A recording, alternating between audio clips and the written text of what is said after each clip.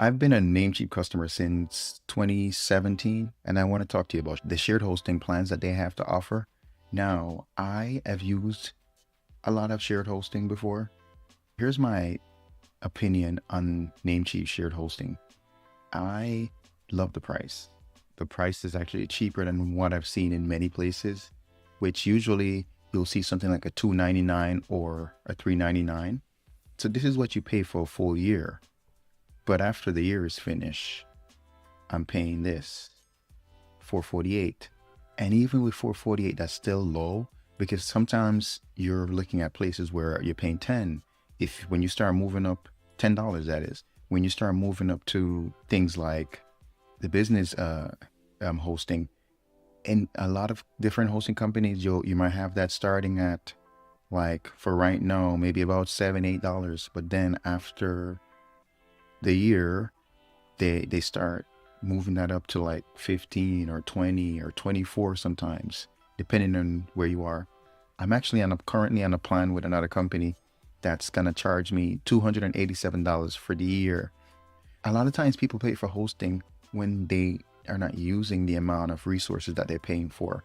So if you are planning to buy Namecheap's hosting, my advice is to start with the cheapest plan first.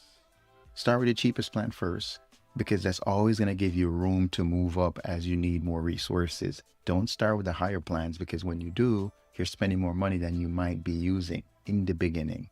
Wherever you are, always start with the lowest package first, and then you can always upgrade.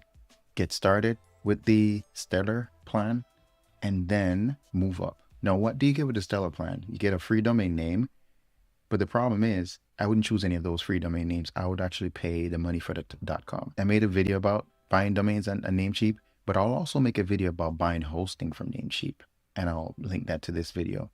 So my opinion with this one, with the Stellar plan, I think it's very good. So what you get with this, 3 websites, 20 gigs of SSD storage, 30 mailboxes, that's for your email. So if you had, I'd say Ice Cream Maker would be sales@icecreammaker.com or contact@icecreammaker.com. Those would be like your email box. So that's why it's called mailboxes.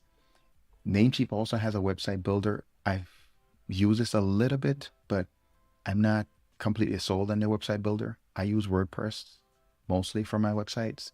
I'm going to be making a lot of videos about that as well. Let me know if you'd like me to create any tutorials about creating specific websites. I can do that for you.